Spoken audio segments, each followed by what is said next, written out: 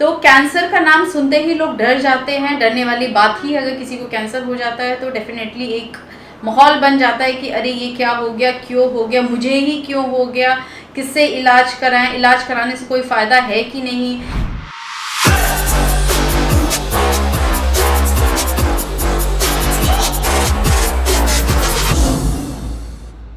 आप सभी को मेरा नमस्कार। मैं doctor Ankita Patel, director Epics hospital cancer institute.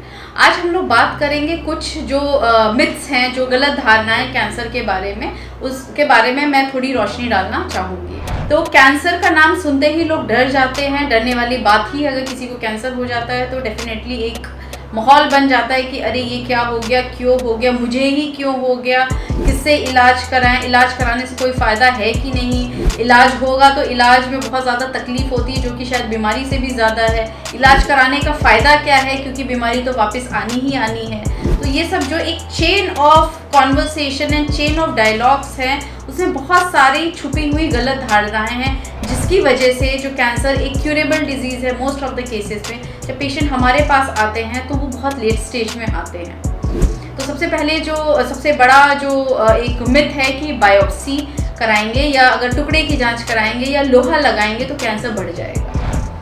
जब तक कैंसर का ट्रीटमेंट या डायग्नोसिस प्रूव नहीं होता है, सपोज करें ट्यूबरकुलोसिस है या किसी भी तरह की बीमारी है, जब तक आप डिटेक्ट नहीं करते हो कि किस तरीके का बीमारी है, आप ट्रीटमेंट सही कैसे शुरू कर सकते हो। इसी तरीके से कैंसर है, कैंसर बॉडी में कहीं भी हो सकता है। हर पार्ट ऑफ बॉडी अलग अलग कोशिकाओं से बना हुआ है, अलग अलग कोशिकाएं अलग अलग तरह का कैंसर करती हैं। तो सही इलाज के लिए बहुत ज़्यादा ज़रूरी है कि एक सैंपल फ्रॉम द लीजन लिया जाए, उसको जांचों के लिए भेजा जाए, किस तरीके का कैंसर है, क्या वैरायटी है। और आजकल तो इतने एडवांस टेस्ट आ गए हैं, उसमें मार्कर्स देखे जाते हैं जिसके बेसिस पे टारगेटेड थेरेपी, इम्यूनोथेरेपी और हार्मोनोथेरेपी दी जाती है। अगर बायोप्सी नहीं होगा तो ये सारी चीज़ें आगे नहीं बढ़ती हैं। तो बायोप्सी करने से कैंसर नहीं बढ़ता है। हाँ, बायोप्सी करने के बाद जब हाथ में पेशेंट का रिपोर्ट आता है तो एक हल्ला हो जाता है घर में, अरे कैंसर हो गया, कैंसर हो गया। तो कैंसर आज तो हुआ नहीं है, कैंसर पहले से है पेशेंट को, आज डिटेक्ट हुआ है।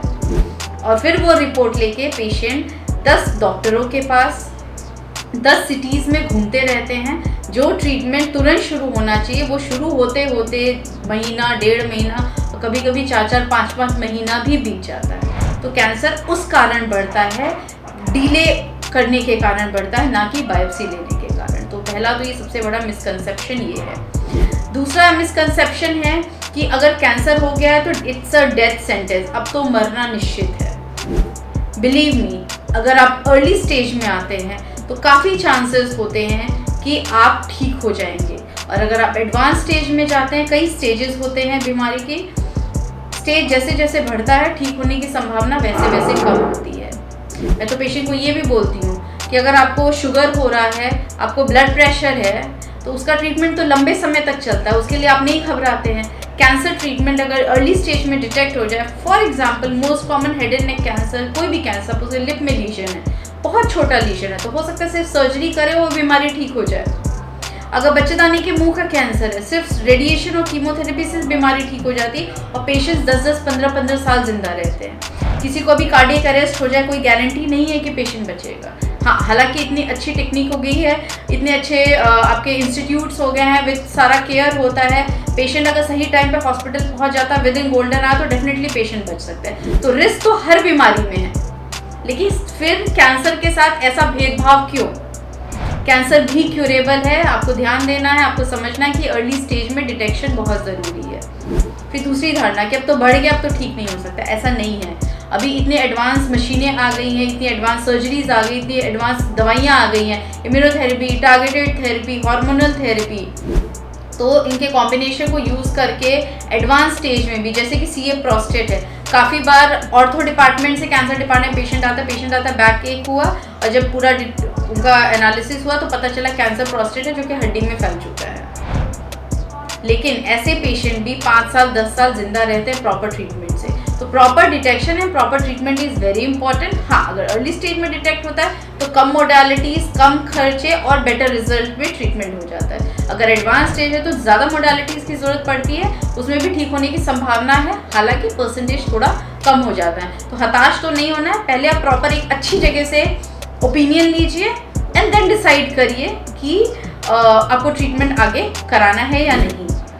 जो अगल बगल जैसे पेशेंट बोलते हैं कि हम सुने हैं, लोग कहते हैं, तो मैं पूछती हूँ कौन लोग, क्या वो लोग डॉक्टर हैं? बोले नहीं, अड़ोसी पड़ोसी, हमारे रिश्तेदार। तो उनको कितना ज्ञान है कैंसर के बारे में? जिनका ट्रीटमेंट हुआ हो सकता है उनको ज्ञान हो, बट इन जनरल ज़्यादा ज्ञान नहीं होता है। तो हमेशा एक क्वालिफाइड डॉक्टर जिनको एक्सपीरियंस हो उन्हीं से अपनी प्रॉब्लम डिस्कस करें, क्योंकि गलत लोगों से डिस्कस करने से आपके दिमाग का कन्फ्यूजन बढ़ता है और आपके डिसीजन लेने की क्षमता कम हो जाती है। अब मैं नेक्स्ट आऊँगी कंटेजियस, मतलब लोगों को लगता है कि कैंसर छुआछूत की बीमारी है। ऐसा बिल्कुल नहीं है। कैंसर जो है वो जेनेटिक म्यूटेशंस की वजह से होता है। डीएनए जो होते हैं वो चेंज होते हैं, तो वो कभी एक इंसान के बात करने से या साथ में खाना खाने से या साथ में सोने से नहीं फैलता है। तो कैंसर जो है कंटेजियस। इनफैक्ट जो कैंसर पेशेंट्स होते हैं उन्हें आपके प्यार, आपके अफेक्शन, आपके सहानुभूति, आपके साथ की ज़रूरत है। तो ये हमेशा ध्यान रखें। हाँ, कुछ कैंसर्स होते हैं जो कि वायरसेस से होते हैं, जैसे कि बच्चेदानी के मुंह का कैंसर है वो ह्यूमन पेपिलोमा वायरस से होता है। लिवर कैंसर है जो कि हेपेटाइटिस बी वायरस से होता है। तो ये वायरस ट्रांसमिट हो जाते हैं अलग अलग तरीक़ों से, बट कैंसर नहीं ट्रांसफर होता। तो ये चीज़ जो है ये एक गलत धारणा है। इसके अलावा होता है कि अगर मुझे कैंसर या मेरे घर में किसी को कैंसर है तो मुझे कैंसर होगा ही होगा, मतलब कैंसर जेनेटिक है, ऐसा नहीं है। कुछ ही कैंसर होते हैं जैसे कि आपका रेटिनोब्लास्टोमा हो गया या फिर कोलन कैंसर हो गया, ये ब्रेस्ट से 5 से 10% ऐसे मरीज होते हैं या ऐसी फैमिलीज होती है जिसमें ये फैमिलीज में रन करता है। उसका भी कुछ साइन होता है।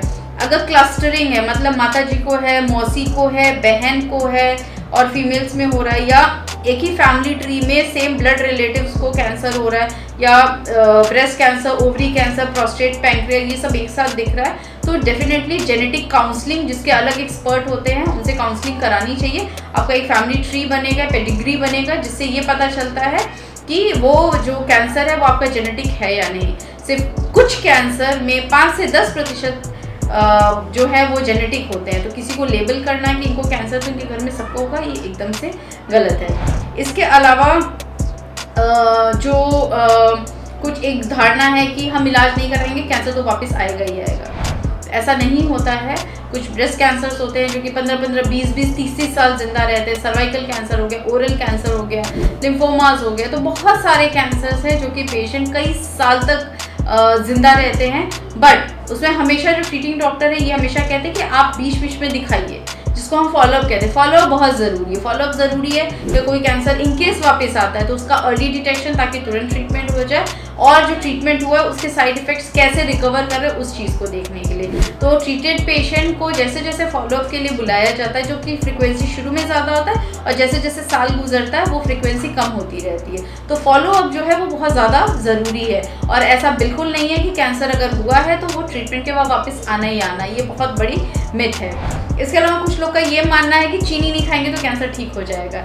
हाँ, ये बात बिल्कुल सही है कि जो बॉडी के सेल्स होते हैं वो ग्लूकोज डिपेंडेंट होते हैं, उनको शुगर से एनर्जी मिलती है कैंसर सेल, लेकिन अभी ये किसी भी स्टडी में प्रूव नहीं हो पाया है कि चीनी खाने से कैंसर बढ़ता है और चीनी ना खाने से कैंसर जो होता है वो ठीक हो जाता है। तो ये अभी बहुत बड़ा मिथ है।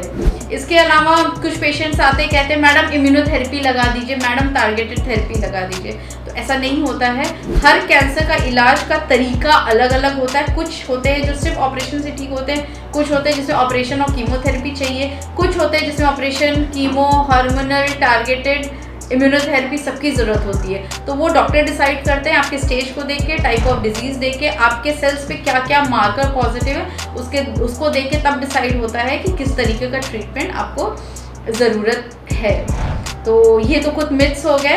अभी मैं नेक्स्ट वीडियो भी बनाऊंगी और भी सारे मिथ्स को लेके, क्योंकि मिथ्स की अगर हम बात करें तो जो हम ऑन्कोलॉजिस्ट होते हैं, कैंसर के डॉक्टर, कम से कम 4 घंटे मिथ्स पे बात कर सकते हैं। तो जितना भी मैंने बोला है ये एक जनरल इशू है जो हम डे टू डे एनकाउंटर करते हैं अपने पेशेंट से बात करते हुए। तो आप सभी से रिक्वेस्ट है कि अपने फ्रेंड्स या फैमिली या किसी को भी अगर इन केस कैंसर डिटेक्ट होता है या डाउट होता है तो प्लीज़ आप एक अच्छे सेंटर पे जाके एक क्वालिफाइड ऑन्कोलॉजिस्ट से मिले, उनसे बात करें, उनसे समझें और अपनी ट्रीटमेंट का कैसा जो SOP होगा या किस तरीके से ट्रीटमेंट होगा उस चीज़ को समझें और अपना पूरा ट्रीटमेंट कराएं। स्वस्थ रहें, खुश रहें। नमस्कार, धन्यवाद।